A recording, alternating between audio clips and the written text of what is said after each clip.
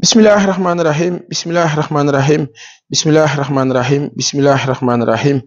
Bismillahirrahmanirrahim. Bismillahirrahmanirrahim. Bismillahirrahmanirrahim. Bismillahirrahmanirrahim. Bismillahirrahmanirrahim. Assalamualaikum warahmatullahi taala wabarakatuh. Lo waaleykum salaam okay waaleykum salaam kilifa yi loolu la ñuy jàngal parce que Sénégal yi bu ñu xëy dañ naan kon kaa nuyu mu naan la maaleykum salaam moo tax ñemeetuma nuyu nit matin bi salaamaaleykum asalaamaaleykum damay ñëw rek ne sëñ bi da nga def mu ne la na ngi si jaar sëñ ne ki mais koo si nuyu mu ne la maaleykum salaam sa journée yàqu na te Sénégal dañuy xëy di ñaanalante lu bon maaleykum salaam mooy yàlla bu sa journée baax mooy yàlla boo am jàmm maaleykum Sénégal bàyyi leen maaleykum xanaa nu yuuxu ko sa kaw Sénégal bàyyi leen maaleykum tey wax wa aleykum m bi dëpp leen ko mu nekk w wa aleykum salaam maaleykum mooy yàlla bu jàmm am ci yow man bu ma la ko ñaanalee nga ñaanal ko kenn ñu xëy maar day si accident yi bëri takkar naa seen loolu lu ne am ci dëkk bi ci musiba yàlla ñu ci yàlla muccal wa asalaamualeykum wa rahmatullah wa aleykum salaam wa rahmatullah salaam wa aleykum salaam yomb na Sénégal nag ñun tamit nag jël lépp teg ko def ko yëfi mbedd dégg naa Mario dafa xaw a tawat dafa sonn man tamit looloo ma dal dama mel ku tooy faw ma am buy ak bisaab mooy médicament mooy antibiotique bu baax bi moom la kilifa yi di santaan bu ñu jógee topp garabu tubaab yi rek industrie pharmaceutique par la pharmacopée loolu faw nu waxtaan ci kilifa bi Seydina Alioune aaw maa ngi laa ziar faw nga ñëw ñu waxtaan ci loolu parce que tubaab yi ñuy bëgg a rey jeexal africain yi la ñu bëgg de récupérer l'Afrique sans les Africains ay bu ngeen xamoon li tubaab yi di tëgg jamono ji moo ko waxee rek gars yi naan ma da nga raciste da nga kii arrêtel man leen baax na africains yi nekk suñu dëkk du ñu problème bi de tubaab yi ñooy problème parce que tubaab yi ñooy teg ay plan pour jaxase africains yi seen biir jaxase ñu pour ay bu ngeen xamoon li tubaab yi di tëgg xam naa yéen a gën a xam nuyu na ma leen ba baax a baax kontaan loogu sax jàkkaarloog en tey xam naa ni dañuy jukki rek tuuti rek parce que mënuñu wax lépp dañuy jukki tuuti rek jox leen alors c'est vrai qu'on est KO on est fatigué mais on essaie yàlla baax na yàlla fi ne àdduna bi amul noppalu yàlla rek fi ne liggéey rek waaw liggéey rek retraite amul liggéey moo am moo tax kilifa yi ñu naan retraité wuñ de dañuy doxi leneen di defi leneen ñi nga xam ne yàlla may na leen ci peut-être ñu am yenn possibilité ñu ngay dox leneen moo tax fii Sénégal dañu war a permettre liggéey dans le sens de permettre l'entrepreneuriat mu am doole l'entrepreneurship nga xam ne kilifa yi bu ñu demee ba retraité mën jublu ci seen ay liggéeyu bopp loolu moo la dëgg alors ñi nga xam ñu ngi ñuy wax suggérer pour ñu jël vacances ndax on est fatigué c'est vrai à un moment donné il faut du répit nga dallu régénération changer air dem ñëwaat beesaat c'est vrai daañ ci xalaat baax wala daañ ko jëf bu soobee yàlla à temps opportun comme on dit dès que c'est possible ndax nag man fàttaliku ma fu ma jëlee vacances de 1998 ba jon yàlla tey fàttaliku ma fu ma jëlee vacances moom daal xanaa ba tukkee profiter nelaw tuuti benn fan ñaar te tukkee sax liggéey lay doon yu ci ëpp sinon bu dee fii ba sonné rek def téléphone bi silence nelaw ba batterie bi xaw a kiiwaat tuuti nga jógaat nekkaat mais break 15 jours un mois du ma def dara loolu de ba may nekk élève laa gëj a dund waaw loolu yàlla dogal 1998 notre premier papier de presse c'était dans le journal Écho du consommateur di nekkoon fële ca Rufisque ak sunu baay bi Moussa Gueye maa ngi nuyu njabootam ba baax a baax di ko ñaanal yàlla di wax ne di ñaan yàlla sànn njabootam di wax ne nu ngi ziar ba baax journal boobu moo fàttali ko le souvenir qui est épatant et tentant di fa am au-delà moo di ne ndeysaan sunu góor gi Moussa Gueye en confiance bu mu amoon mais surtout pour un jeune étudiant à l'école de communication mu mettre ñu en valeur man ak sama jumeau Issa Thioro Gueye beaucoup de gens ne savent pas que c'est mon jumeau parental par on va dire nos grands-parents mais surtout jumeau parce que man ak moom ñoo bokk date d'anniversaire le 26 septembre lañu bokk donc Issa maa ngi laa nuyu bu baax l'émérite journaliste de la RTS l'écrivain maa ngi laa nuyu 98 boobu man ak moom ñoo bindandoo. J'ai écrit un papier, il a écrit un papier et les deux papiers je pense ont été diffusés dans le journal Écho du Consommateur. Issa tu t'en rappelles certainement loolu bokk na ci li ñu boole gannaaw sunu date de naissance ak leneen maa ngi laa nuyu ba baax le talentueux écrivain le brave journaliste que tu es di la nuyu di la ziar di ziar sa famille njaboot gi nu bokk ndax ñun noo bokk suñu Tëngéej noo bokk suñu askan maa ngi laa nuyu ba baax kontaan na ma si aw fierté yoo xam ne 98 boobu ñu tàmbali c'était la presse écrite damaa jukki nii rek parce que dafa am ay nit yu ñu interpellé di wax ak ñeneen sax ñooñu di ñu jottali ma ne waaw c'est normal les gens nit ñi duñu xam kan moo la kan ouais paasan toppoon fii nekk ak artistes yi way mbalax ba mu neex ko xëy naan day wax politique sa gos ku mu yàpp ma ne bon ok pour ceux qui ne savent pas ou qui pensent ainsi c'est très simple le petit journaleux entre guillemets comme vous l'appelez vous autres qui lui se prend très au sérieux comme petit journaliste un tant soit peu humblement et sans prétention vous dit une chose très simple 1998 on a commencé jusqu'ici la presse écrite la presse audio radio la presse télé internet par la grâce du Tout-Puissant nous avons été couvés par Adama Sow Michael Souma autant de Gila Thiam autant de Maktar Sylla autant de Chérif Thiam l'ancien de la RTS autant de Amadou Ba yàlla ki yàlla yërëm Francis autant de pas mal de bonnes gens qui nous ont couvés et aidés que ce soit dans la presse écrite ou notre premier rédacteur en chef en presse écrite populaire c'était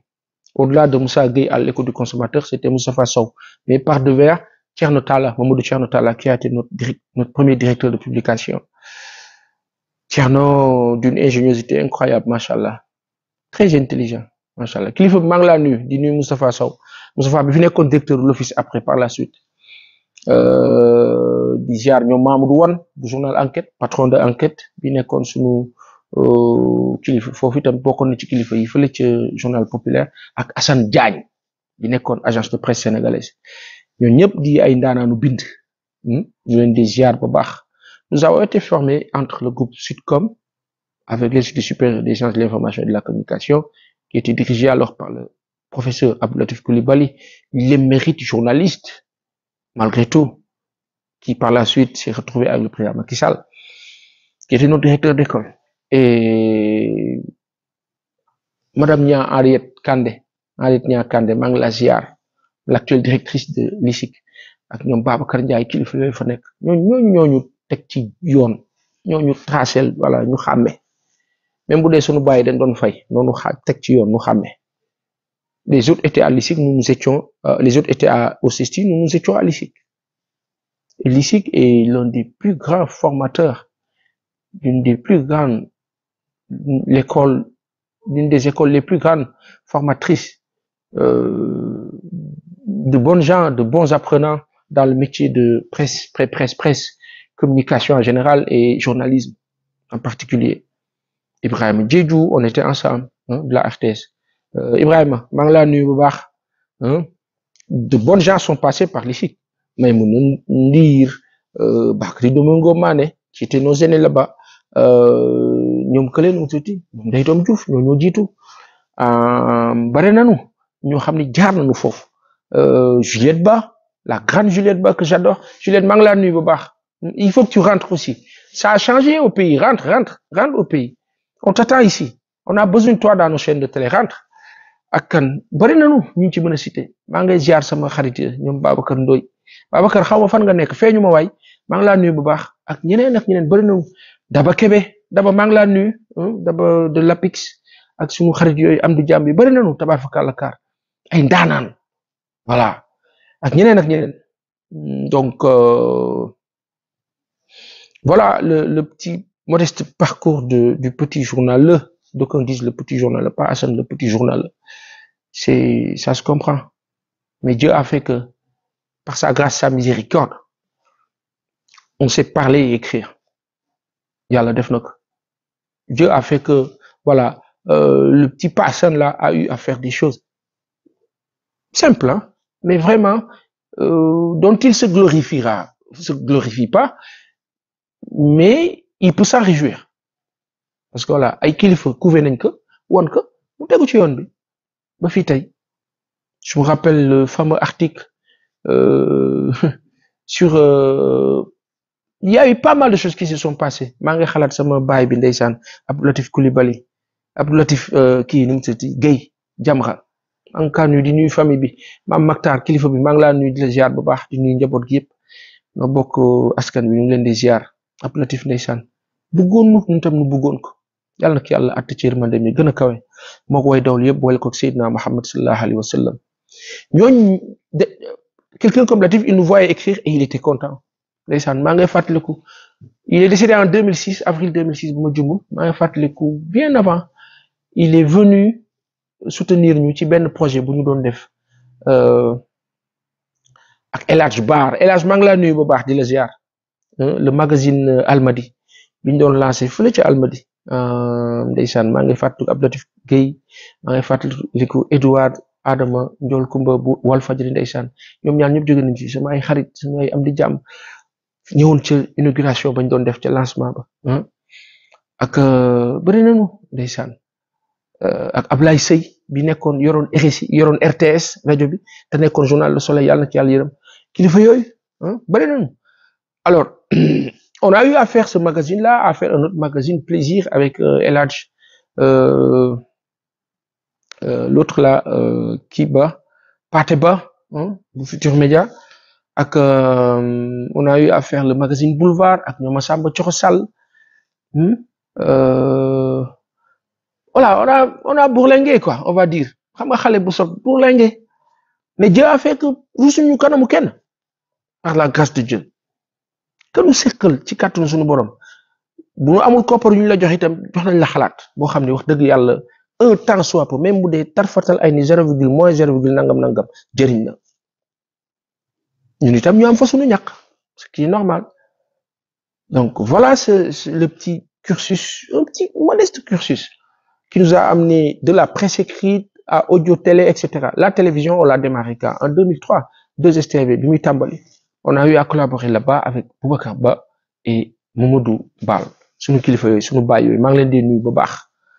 boobu la 2S di lancé wu nekk RTS 2 nekk 2STV kilifa bi El Hadj Ndiaye Ibrahima maa ngi laa nuyu Baye Boy ak ma yaay bopp Mariam Ndiaye di nuyu toute la famille Abdoul Ndiaye maa ngi laa nuyu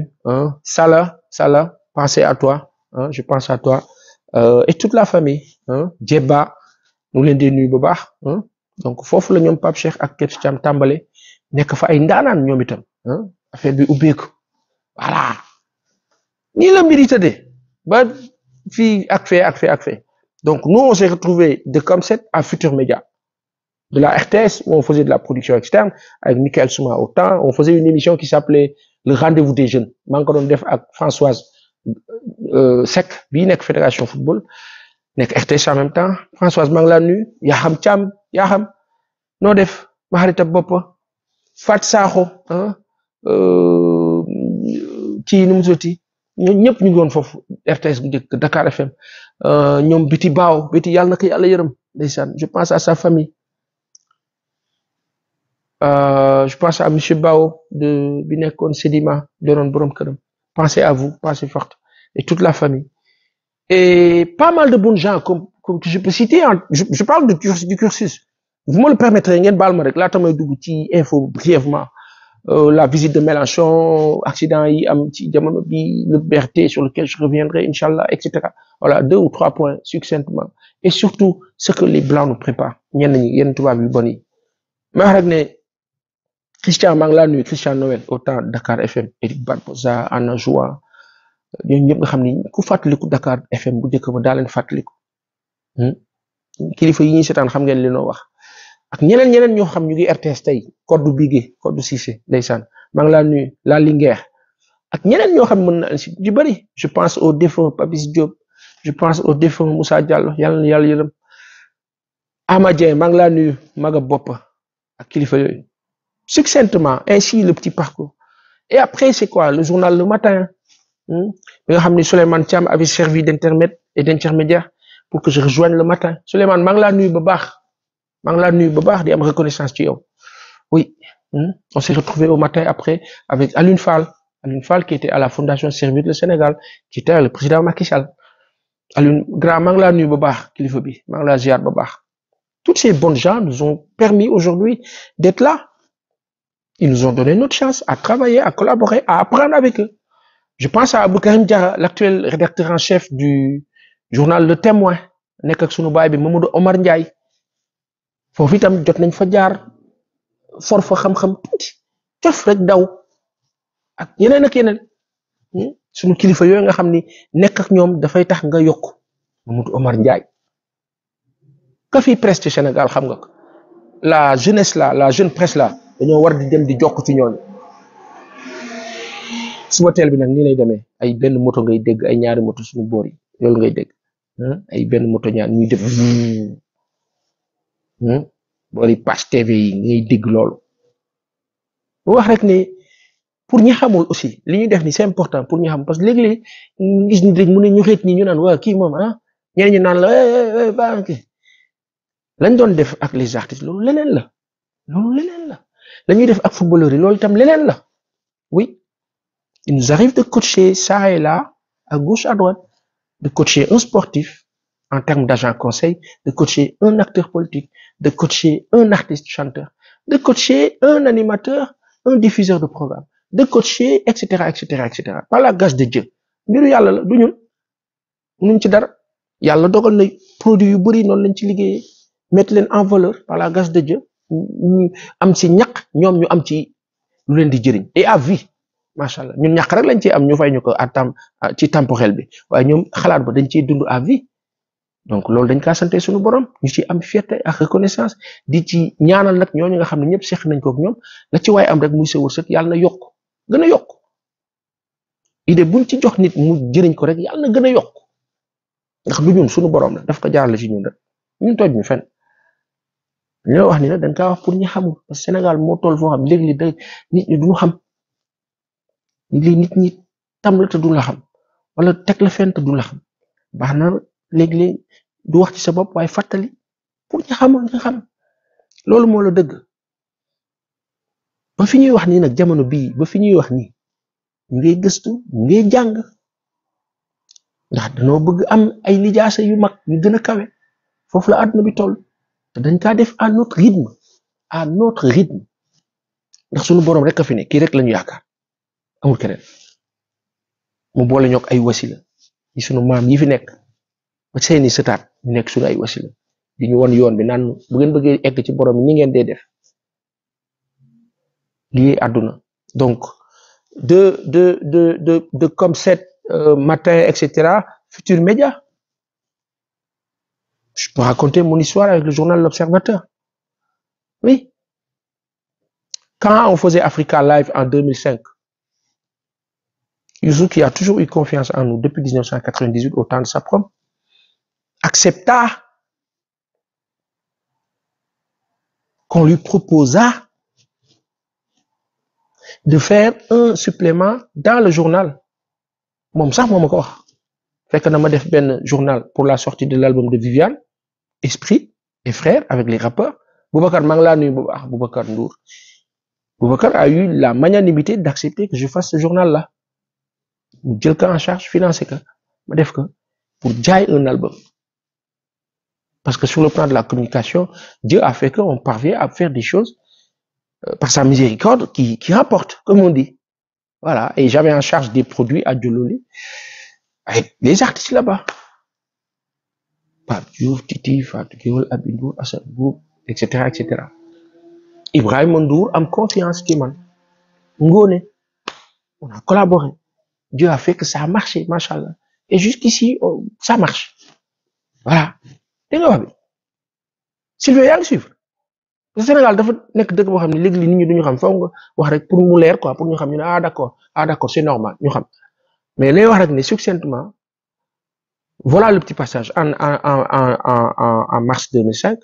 on propose ce supplément-là qui était inséré dans le journal L'Observateur et inséré dans le journal L'Observateur Autant l'Observateur était à quoi? En 2005, l'Observateur était, parce que 2003, le Futur Média Tambali, après les histoires de Comset entre actionnaires et autres, Youssou c'est des parties de Comset, il est parti, il a fait pop originel déjà, pop originel, ensuite Futur Média, de Sport FM à Futur Média. Kilifa bi, Youssou, maa ngi laa nuyu bu baax, permettre ma ko rek, hein, juste un petit rappel là, hein, qui n'a rien à voir, mais qui, quand même, voilà, permet de comprendre. Parce que,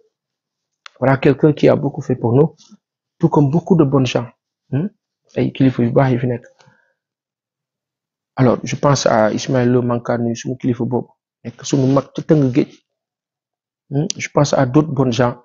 yi fi nekk. Sur le plan de la communication artistico-musicale, on a eu à travailler avec pas mal de bons gens. Le dernier album de Khalam 2 en 2015, Dieu a fait qu'on a managé cela, mais avec l'aide, le soutien ardent de Moustapha Sissé, Henri Diaber, Pape Moussa Babou, Mangeni Soxnam sa baax sa sonu yaay bi Astou Babou, voilà, tout, voilà, gis nga kilifa yooyu, ñooñu boo nekkee ñoom, da ngay am dara, daa am dara. Imaginez tous ces bons gens là, ñu tette la wan la, ànd ak yow dooleel. Artistes yooyu may tudd yëpp, quand je parle de coaching, oui, c'est en termes d'agence conseil, en termes d'idées que tu coaches, mais dans le fond, ce sont des gens qui nous rapportent énormément et qui nous ont énormément rapporté. Man la ma am jololi dama kaa mën a nettali. Juste notre head office, la ma fa am dama kaa mën a nettali ak feneen ak feneen. Bari na dina am ay moments yoo xam ni t'es pas bien, wul, situation bi arrangé wu la, am moment yoo xam ni, mais dans le fond, tu te rends compte que ils t'ont énormément apporté. Ak yeneen ak yeneen ak yeneen ak yeneen. Nos premiers voyages, c'était avec Jololi. Donc, nous mettre à l'aise, xamal nu lu bari, dugal ñu fenn fi, ñu gis découvrir, ba mëna tok fi di wax. Rawati na kilifa yi ñu jaar ci walu média ñu tek ñu ci yoon ñu tok fi di wax ak ñeneen ak ñeneen. Donc, le petit background là, soi-disant, ce n'est pas nous. Ce sont les forces de plusieurs personnes combinées qui nous permettent d'en avoir. Pour en être rek ni di wax. Nos premiers entretiens de presse, je me rappelle, au-delà du desk culture dans lequel j'évoluais autant au groupe pop, j'étais transversal. Je me rappelle les premiers entretiens avec Tal Silla, Aïssa Talsal, avec pas mal de bonnes gens, moo xam Abdou Latif Gueye, moo xam ak ñeneen bari nañu. Sur le plan social, économique, politique et même sportif. Sachant que sport bi sax lañ doon gën a dund. C'est des desks yoo xam bu ci nekk mënoon naa ci virer. Alors après, voilà, on en est là, par la grâce de Dieu. Alors, de Kher Sibiru, disons Africa Live, Kher Sibiru, etc. Dieu a fait que Youssou nous a fait confiance, on a œuvré sur le plan de la communication. Ak yeneen. En 2005, l'Observateur était tiré à quoi? En mars 2005, on était à 11 000 exemplaires. Chérif Diagne, Manglanu, qui était le directeur commercial, dina xam li ma wax. De 11 000, on est passé de 11 000 en mars à 25 000. On a proposé ce supplément-là, Youssou validé que, Youssou m'a proposé, sachant que supplément Bobo, ça venait de l'idée que j'avais proposé à Boubacar de faire un journal pour lancer l'album Esprit. On en a eu l'honneur. Bouba Manglaziar Bobar. Alors, mais quand vous apprenez de toutes ces bonnes gens, mais le résultat est là, machallah. C'est un hommage que je rends à toutes ces personnes-là, je pense à Sidi Diop, qui est au journal Le Soleil, Grand Mangla Nuit Boba, Diziar aussi en même temps. Sidi Diop qui corrigeait nos premiers articles de presse. Voilà. Sidi Diop, Hassan Diagne, Mamdouane. Voilà. Mais allez leur poser la question, ils vous diront, ah, Dieu a fait que il sait écrire. Par la grâce de Dieu. Dungora. Morambila. Parce que nous avons un papa professeur de lettres, de feu, Ibrahima, mon copain, mon pote, le grand Sacha et savant, machallah. Hyper méga cultivé, notre papa, par la grâce de Dieu. qui nous a couvé avec notre maman jikkoy enseignant nous def ko ci ñun ñoñu yar suñu parents yoy donc bu ko santé suñu borom parce que on fait cette vidéo là pour que vous soyez vraiment informés pour savoir qui est qui. Voilà. Donc après qu'est-ce qui se passe? Il y a eu de grands événements qui se sont passés dans ce pays là. Dieu a fait qu'on y a contribué et participé. Oui, en parlant d'événementiel ak yeneen Ndiaga maa ngi laa nuyu Ndour je pense à parce que toutes ces bonnes gens nous ont fait confiance. Sonatel Awards dans les années 2003-4 c'était avec Ndiaga Ndour mais Ndiaga nous faisait confiance ñu dafa baax nga fàttali nga xam ne kat yow xëy rek nekkoo lay cap lay jóge teen ñëpp tëb ni non dafa am ay nit yoo xam ne ñoo la tendre la perche tendre la main baax na nga leen di fàttaliku ñoo fi tudd ñëpp ay nit yu baax yoo xam ne voilà ils nous ont donné des opportunités yoo xam ne moo ñu permettre ñu toog fii tey di wax voilà c'est important nit du fàtte démb gor du fàtte démb danaan kat man kat maa ngi ci bërëb sàngam wala maa ngi def sàngam ñee tax c'est important yàlla nañu yàlla may ñu yàgg di dund ba sëtaat te tal ko di fekke di ko waxtaanante diw defaloon na lu baax diw te won nañu fii diw mënu indi fii di kii yàlla nañu yàlla may kàttan ñu am reconnaissance boobu ci ñi ko seqal ñëpp parce que loolu mooy àdduna oui loolu moo la àdduna donc les choses sont ainsi faites je me rappelle mën nañu fàttaliku lu bari mais sant yàlla ba baax léegi nag Sylvain xam naa ne ñi seetaan dinañ ne Baye Assane moom nii lañu xëyee tey ci àllarba ji waaye nag àdduna ni mel baax na léegi wax ju su bare nga dégg di dajale du tontu de daa fàttali rek nii la demee ñu ne d'accord donc en 2000 il avait fait un grand entretien avec Talla Sylla quelque temps après la ñu attaqué Talla Sylla doo koy mardi si fii ci Mermoz boori Régal fi Régal nekkoon avant Régal di nekk Wakam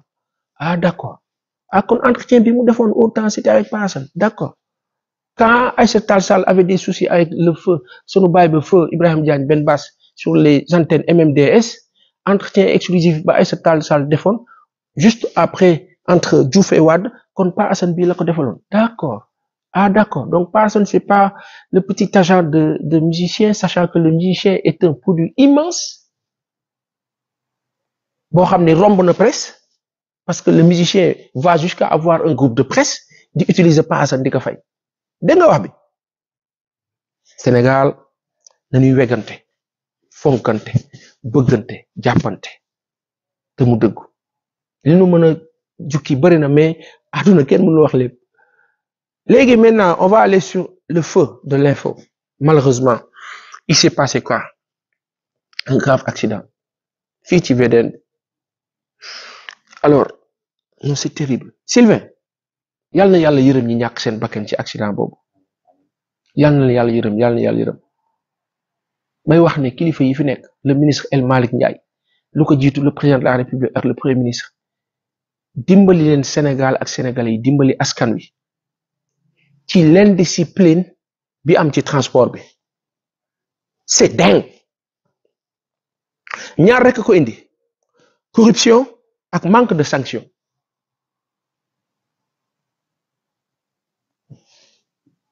corruption ak manque de sanction corruption bi lan la visite technique xam nga ni tata buy daw ba perdre ay frein dal ci kaw nit ñi mais bu visite technique bi jaaroon yoon du demee noonu dañu waxante dëgg rek te yàlla tax du tax visite technique bi demee noonu day am koo xam ne visite technique sax day boo xefee du dem day yónnee rek woote téléphone rek bërëxal ak leneen ñaata yoon la ñu nit wax ne man de sama permis jot naa ko te mënumaa dawal dama joxe rek ñu indil ma sama permis après laa dem jàngi ça veut dire ce que ça veut dire Sylvain n'est-ce pas voilà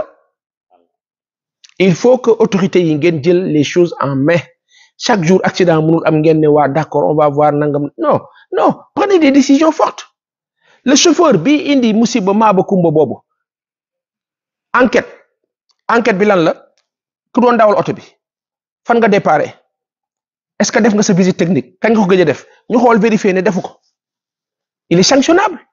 su dee du chauffeur ba su dee kaka remplacé la su dee patron ba la borom oto ba ils sont tous sanctionnables oto bi dootul daw wala buñ ko defaraatee dootul daw wala dañ koy jox keneen il faut que ñu sanctionner de sorte que et la meilleure sanction c'est pas forcément jàpp nit bi tëj ko non Ahmed Sékou Touré da doon def ku rey ñu rey la tak ci boo fëlee nit rey fa jaay reewoon di rey nit ci tali bi noonu itam ñu rey la mu jeex ca la accident gëjee Guinée aujourd'hui bu dee le cas du sénégalais moom sanction bi gën a gaaw ci moom mooy jëlal kopparam laa ilaha illallah xulil da ngaa def accident oto bi dinañ ko defaraat dina dawaat amul problème beneen chauffeur moo koy dawal yow chauffeur bi yow déjà tu perds ton permis pendant 5 ans doo am permis wante loolu option la beneen option bi mooy pendant 2 ans doo yor permis mu bañ a 10 beneen option bi mooy pendant 1 an doo dawal beneen option bi mooy di nga dawal dañ lay noter moo tax digitalisation baax nañu digitaliser comme les Hitch comme les Yango comme les Uber nañu digitaliser affaire yi bu ko defee ñuy mën di xool les radars ak tout ce qu'on veut muy mën di xool nit ñi kilifa yi am ngeen ay caméras partout dans le pays au temps de Macky Sall il a mis les caméras on pensait que c'était pour la sécurité publique mais dans le fond sécurité publique na mu waroon demee tëddeewu ko c'était plus pour agresser dal ci kaw ay acteurs politiques yéen ñi nga xam ne yéen a falu nag bees yàlla na leen yàlla kattanal ngeen dox ci bu baax bi sens bu baax bi mooy caméra yooyu yàlla na jëriñ xam ngeen ku defa ku deful yéen a ngay gis aujourd'hui ce qui se passe dans le transport est ahurissant ce n'est pas possible kilifa yi dimbal leen nu ngir jëme Seydina Muhammad sallallahu alayhi wa sallam ak les 124 000 prophètes yonent yàlla Moussa yonent yàlla Isa dimbal leen nu on ne peut pas continuer comme ça de la tuerie en fait c'est de la sauvagerie de la barbarie boo xam ne tranquillement et les gens vont à leurs occupations tranquille après on continue maar de imsi chaque semaine nga rey 5 10 tranquille 15 bu yàggee dëkk bi ñëpp jeex de maar de imsi kilifa yi ñu ngi sukk seen kanam di leen ñaan ngeen taxaw ci lii chauffeur bi def accident bi sur la VDN bu ngeen enquêté ba xam ne dafa sàggar wala moo ko tey moom ak patron am ngeen xool nu ngeen leen di sanctionné compliqué wul ñu xool patron bi ne ko am nga ñaata auto transport mu ne am naa 5 yu daw ñu ne ko d'accord 5 yëpp seen versement ñetti weer yi vous versez à la sécurité publique day dem ci famille yooyu ñàkk seen ay njaboot bu boobaa patron bu mu munti doon te yore transport yor sa oto daa lijjanti kayité ba mu mat daa lijjanti visite technique ba mu mat daa jaaral lépp ci yoon kilifa yi ministère des transports El Malick ngeen fexe visite technique jaarat yoon permis jaarat yoon service des mines ngeen restructuré que service des mines am Sénégal gii tas ci Sénégal épp fu ko waay soxlaa mu yomb ngeen digitaliser oto yi dootuñu xëy di rang fii fees dellu autoroute bi ñu naan service des mines ak yeneen allons dans ce sens là ñuy masawu vraiment ñi ñàkk seen bakkan ci accident yi te yàlla na yàlla muccal ñu ci muccal ci suñuy njaboot muccal leen ci muccal ci seeni njaboot muccal ci Sénégal ak Sénégalais yi ak fépp Sénégal ne ci àdduna bi muccal ci ñëpp parce que alxuraan vraiment c'est très dur c'est très difficile beneen point bi ma abordé c'est le BRT toujours le transport dama cee waxtaan bërkaat yi démb am na ñu ma interpellé am na ñoo xam ne nañu ay spécialistes lañu ci domaine bi waaye Passane tu ne comprends pas le BRT tu vas voir bu commencé daw et cetera man waxuma waxi BRT baax nag baaxul dama ne en termes d'opportunité foo jëlee 300 à 400 milliards def ko ci BRT pour ne da ngay décongestionner Dakar ma ne man sama gis-gis ba gàtt décongestionner woo da ngaa gën a congestionner parce que VDN bi mais BRT bi fa la waroon jaar traversé jëm Tilène yaa ngi centre ville poste Médine boo fa wàccee bu la neexee dox dugg centre ville bu la neexee dox dem Pompier dox dem beneen sens corniche dem lii la di centre ville la fa am aujourd'hui le centre ville de Dakar c'est où d'accord centre ville palais etc oui centre ville mais Almadies daanaka c'est devenu une ville Pikine c'est devenu une ville Guédiawaye c'est une ville Rufisque c'est une ville ak feneen il faut décongestionner il faut décentraliser l'administration et la meilleure façon de le faire c'est de digitaliser quand on digitalise tout kay soxla extrait de naissance daan ko jëlee hôpital Dantec wala Abbas Ndao wala feneen mën na bañ a bouger tak message tak téléphone il a son truc mu imprimer këram nit ñi am imprimante seen kër yi imprimé signature bi ñu yónnee la ko compliqué wul wala fekkee da nga soxla original bi nag kayit gi original bi nga déplacé wu ñu defal la copie digitalisé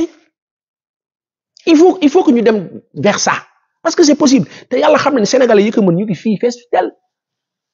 man xamoon ni par exemple non sénégalais la yàlla barkeel te ñun xamuñu ko man xamoon ni juróomi nit yi nekk ci àdduna bi ñuy wax ne ñooy xoolaat kaamilu alxuraan ci boppam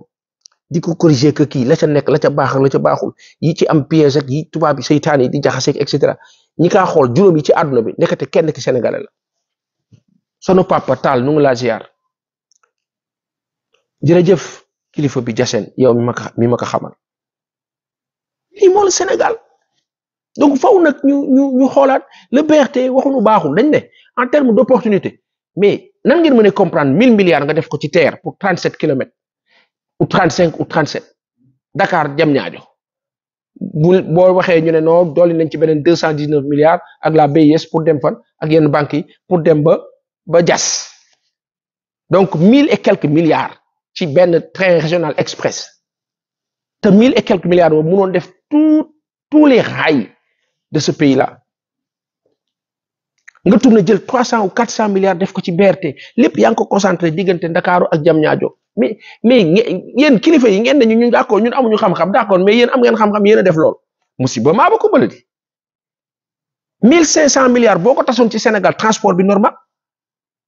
ceinture de rail bi sunu baay bi Ousmane Andi wax tout le temps boo jëlee 1500 milliards tas ko ci Sénégal rail bi di daw fu ne